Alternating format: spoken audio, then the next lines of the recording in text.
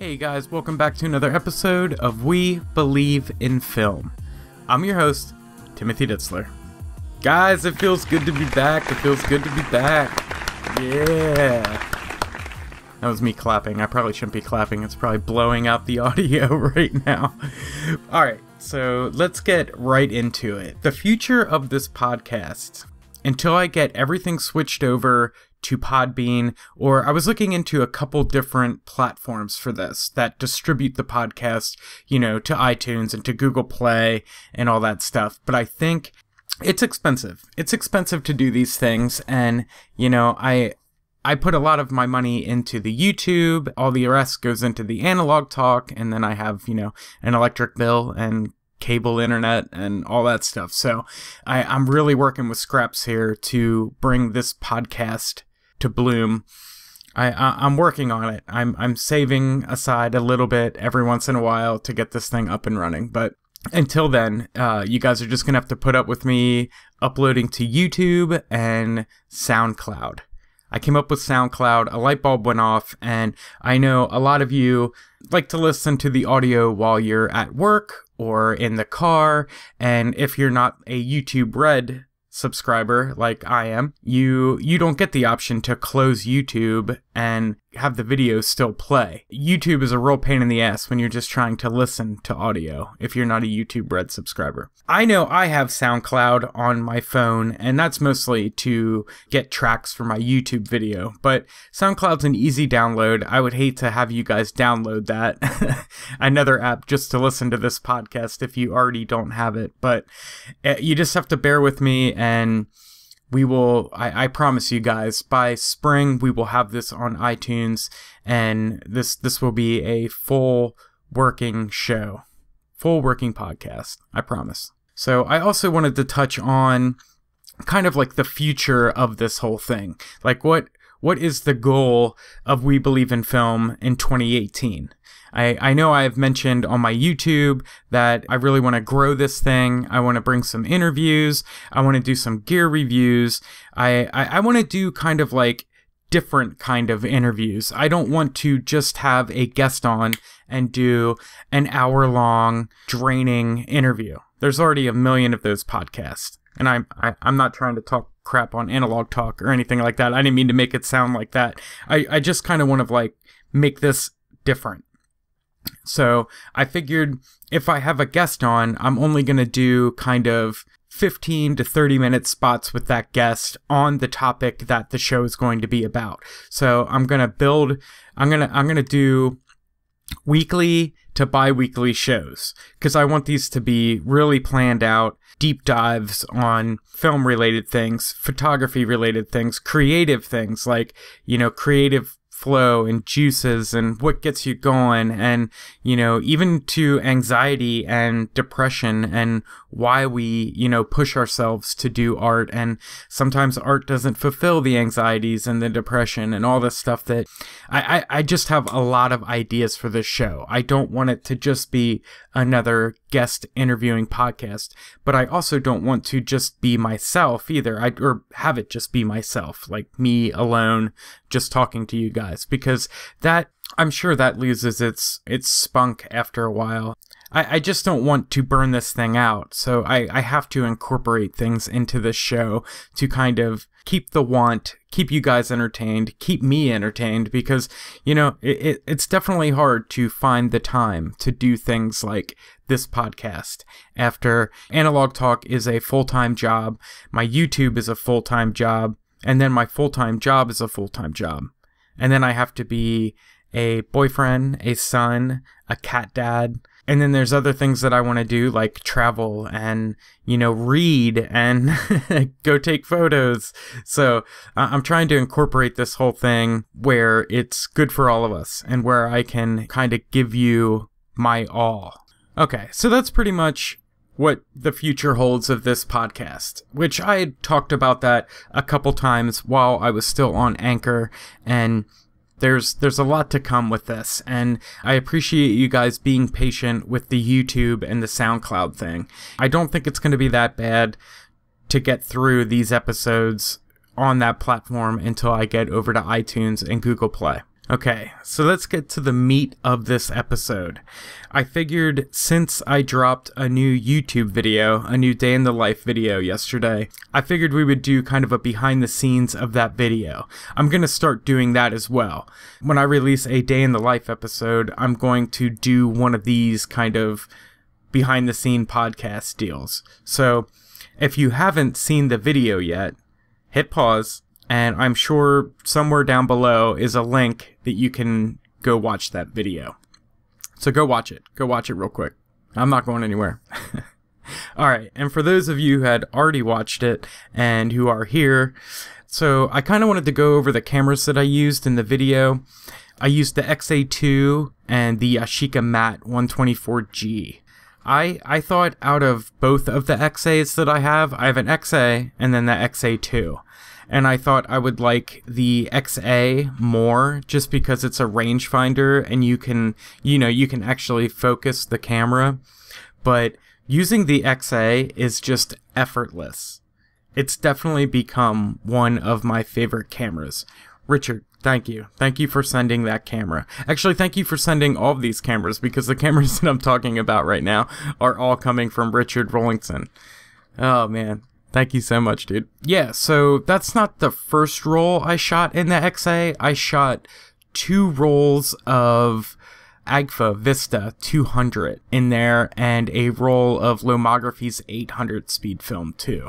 So I've been shooting the XA2 a lot lately. It's kind of just my pocket camera. I just throw it in my pocket and go. And for that video, as you saw, I packed a bunch of stuff in my bag for the snow walk. I really had my heart set on shooting some 6x9, but it was just too cold. I couldn't even get my hands out of the gloves that I was wearing. -8 degrees is really cold, especially with wind, and you know, the XA was kind of perfect for that. And I had Acros 100 black and white film, Fuji Acros 100, and the 100 speed was perfect for the snow because the sun did come out and it just got shiny. It was super shiny out there. Yeah, as you saw the pictures, you know, just my typical walking around downtown Franklin photos. Just really happy with the convenience of the XA2. You know, there's 3 buttons on the whole thing. You either pick a close focus, a medium focus, or a far away focus, and then a shutter button. I guess you wind it too, but that, you know, whatever. That camera's just become like one of my all-time favorite cameras in the recent times, and it's just super easy to shoot. I definitely want to load it up with some more black and white film, probably some Acros again, because I was sent a brick of Acros, and I intend on using every single one of those rolls in the near future. I've always prided myself as a Kodak man, but I think oh no, I'm cheating on you, Kodak, and I'm so sorry. But man, the Acros is just, it's beautiful. There's minimal grain. The contrast is still there. That's what scared me the most about shooting the Acros, was that I was going to be losing contrast because it's only a 100 speed film. But man, it just looks 3-dimensional. Like, it looks 3D, which, I mean, that makes my job easy. I just have to point and shoot it, and the film and the camera have been doing the rest. So yeah, that's my thoughts on the XA, or the XA2. I do love the XA, don't get me wrong. Like, I have both of them loaded and with me all the time. And the XA has that A11 flash. I think it's called the A11. I've been using that a lot. I have some Fuji or Agfa Vista 200 loaded in the XA, and I've been using flash only with that, trying to shoot kind of portraits and some street style stuff with flash, which is really hard because when people see a flash go off, they kind of hate you. So I'll post some of those photos once I get them developed and stuff. I'm probably only like 7 or 8 photos in on that roll. So yeah, man, I'm really glad that I had an XA a while ago, and it is broken. It's stuck in timer mode, so I never really truly got to shoot it. Again, Richard, thank you so much for sending those my way. Let's move on to the Yashica. the Yashica Mat 124G. This is a camera that I had seen so much about in, the last couple years with, Matt Day and there's a couple photographers around here that use them. And, I've done some Flickr investigations on the 124G, and it does produce really nice photos. I had just the plain Yashica Mat, or the Yashica Mat. That's it, Yashica Mat, not a 124, not an A, not a LM. It's just the Yashica Mat. I got it for, I think, like $60 on the Facebook group, and went and took a lot of pictures with it, and was never really happy with the photos. There was a couple good ones that I got, but nothing that I'm making prints of and framing, or nothing that's really jumped out at me that blew me away. But as soon as I loaded up the 124G, like, I am blown away. I'm blown away by those photos. I'm assuming that there's like a completely different lens and lens coatings, and I haven't done that much research on it. I'll probably do some YouTube high school and learn some stuff about the 124G since I have it now. I also intend on shooting a full review of that camera. One thing that I haven't been doing that often has been shooting reviews for the YouTube channel. I just got kind of burned out of that, even though the review videos are always the better video. Like, it's always the better video. When I post a review video, I get tens of thousands of clicks on that video. And my Day in the Life series is just kind of like a passion series. And, it's just a way for me to be creative and use my video skills that I've acquired through putting YouTube videos together in the last couple years. So, yeah. So keep an eye out for that. Keep an eye out for a 124 Yashica G review. Boy, I said that all sorts of backwards there. Yashica 124G review. There we go. I've also been making a list of all the different video ideas I want to do in 2018. So I'm really trying to push in 2018. Like, I want to push myself, really get some stuff accomplished for, I guess you would call it my brand. I'm doing air quotes. You can't see me right now because I'm talking into a microphone. I really want to build my brand this year. I want this year to be the Timothy Makeups YouTube channel. I want to at least hit 5,000 subs on that end. I want to get a bunch of downloads with the podcast. I want to be a staple in the community. I'm not looking for fame or fortune. I have so much to say, and I have so much heart and time and some knowledge. Some might say not knowledge, but knowledge to give. And, if I can help anyone in the film community, I am 100% down, ready, and able to do so. So what else? What else did we do in the Day in the Life video? Yeah. So Mount Hope Cemetery. I go to that cemetery all the time. I just love I call them the sisters. It's those 3 lady statues. There's actually 4 of them, but I tend to only ever get 3 of them in the frame. 3 to 1. I just always kind of, they're spread out pretty far apart, so I don't ever really have a super wide angle lens width while I'm there. I'm either shooting medium format or large format. But there's just this communion with that cemetery. I just kind of wanted to shout out Mount Hope. Oh, we went to Goodwill. I went thrifting. And man, maybe just because it was the weekend when I went thrifting that it was so terrible. I mean, the first Goodwill I went to was pathetic. They had nothing. Like, they didn't even have like microwaves, or they usually have like microwaves and computer monitors and, toaster ovens and hair dryers and all kinds of crazy stuff. And I mean, they were wiped out completely. They had nothing. The people that were there were so bummed out. I was talking to a lady about how there's nothing there, and she's like, I've never seen it this bare before. And I said the same thing. And I, packed up my stuff and just kind of cruised right back into the car and went straight to the other Goodwill. That one had bookshelves and computer desks and microwaves and everything else.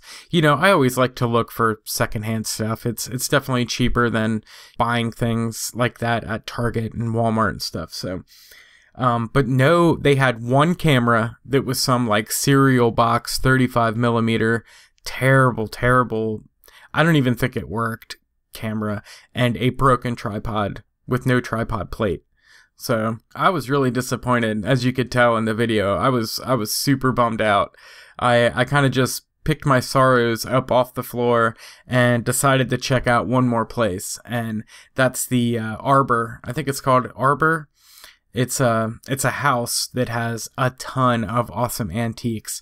Like, that is one of my favorite antique stores in this town. Besides the antique mall, I always find something there. That's where I got my Gray Lab developing timer. I got a bunch of picture frames there.